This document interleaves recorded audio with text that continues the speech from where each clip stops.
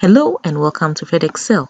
In today's video, we will take a look at the SUMPRODUCT function in Excel. Our sample data here consists of stationery materials that were sold in a particular period.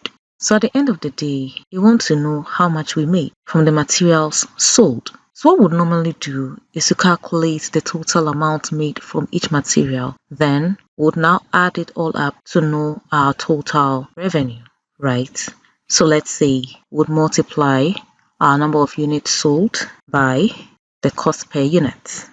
And here you have your total revenue calculated for you as 9,356 Ghana cedis. Now, a smart way you can really go about this instead of having to go through all these processes is to use a SUMPRODUCT function.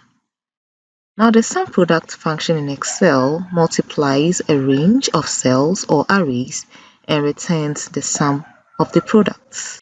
So in this scenario, let's hit our equal to sign, then SUMPRODUCT, then you select your first array, array 1, comma, then your next array.